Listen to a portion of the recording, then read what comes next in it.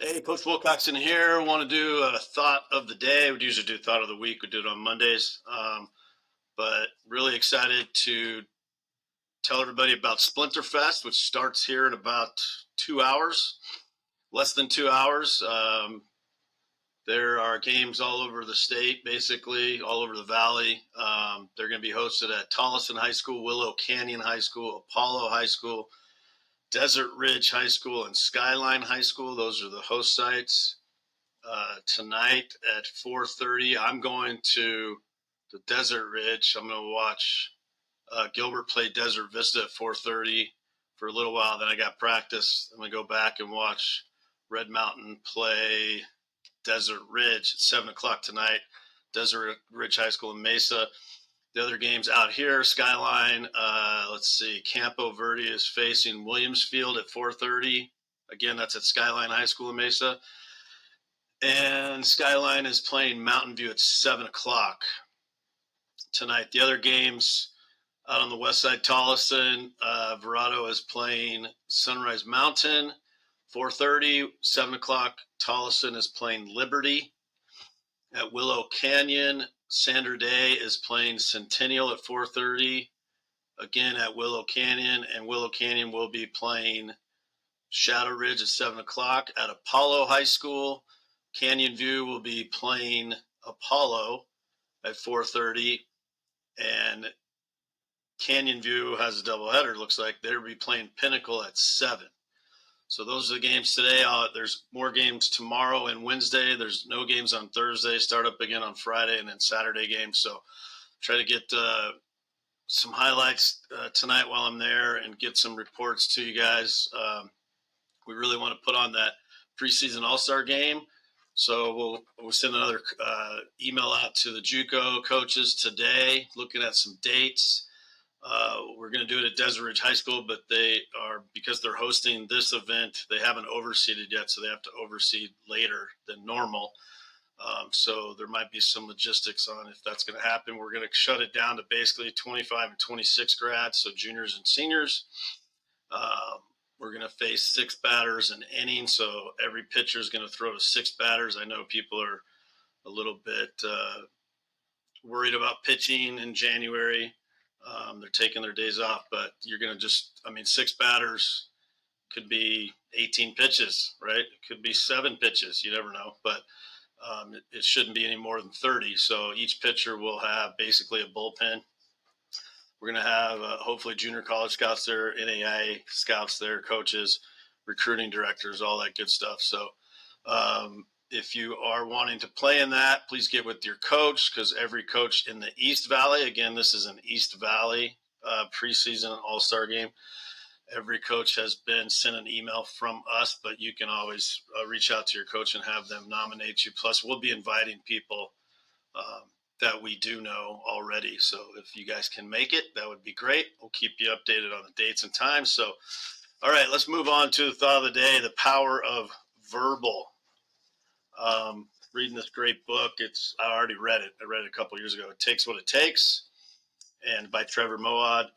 Trevor was hired years ago by Saban when Saban went to Alabama. I think he actually may have hired him at LSU before he went to Bama, but we all know what he's done since he's been in Bama, and Trevor was a big part of that because Trevor's a mental coach, and I get geeked out on that positive stuff and negative stuff I can't stand. So, but he talks about the power of verbal and what he adopted right away. He put a game plan in at Alabama football. Is we're going to eliminate the negative stuff. Okay, different word, but we're not going to say negative stuff. And if anything was uttered negatively, there were consequences, whether it was running, push-ups, etc. But the program eventually eliminated it. There was no negative verbals coming out of anybody's mouth, the coaches, the players, etc. And of course, Saban's got 5 national championships, maybe more at this point. But it's very powerful when we say something.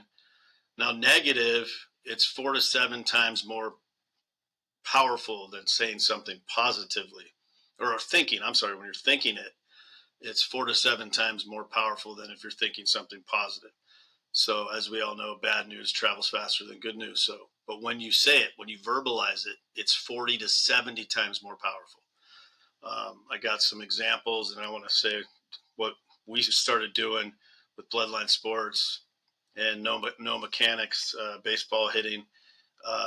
But we'll go back to Bill Buckner. We all know what Bill Buckner's famous for. Game 6 of the World Series, ball went through his legs. Red Sox Mets. Everybody always thinks that's Game 7. It was Game 6, but they ended up losing the series. And ironically or eerily, 19 days prior to that air, Bill Buckner, during an interview with Don Shane of WBZ TV in Boston, quote, "The dreams that are you're going to have a great series and win. The nightmares are that you're going to let the winning run score on a ground ball through your legs." That's what he said. And that's what happened. I mean, to me, that's eerie. That's freaky. Another one, Pete Maravich in 1974. Pete Maravich is the all-time leading scorer in the NCAA basketball. His nickname was Pistol Pete. He averaged 44 points a game in college, unheard of. It will never happen again. In 1974, he was interviewed, and I don't know the premise of the question that was given to him, but his answer was, I think it was basically, "What do you see your future like?" And he quote, "Well, I don't want to play 10 years in the NBA and retire and then die of a heart attack at age 40. No joke. This is what he's quoted as saying. That was in 1974. In 1980, he retired from the NBA, playing 10 full seasons. And in 1988, at the age of 40, guess what? He died of a heart attack. You can't make this stuff up. So the power of verbalizing negative thoughts is tremendously negative, has a negative impact. One of the quotes he has in the book is, "Negativity will affect you negatively 100% of the time." And I have, in the last 9 years, I've coached high school and college age kids, and it's amazing to me the negative stuff that comes out of coaches. Whether it's just maybe talking about someone else, talking about another coach, talking about a player. I mean, I've never understood it because people hear it. I've had coaches tell me that they hate a kid. Now, I say the kid can drive me crazy. That's a big difference in saying I hate the kid. I mean, my own son drives me crazy sometimes, right? I don't hate him. I love him.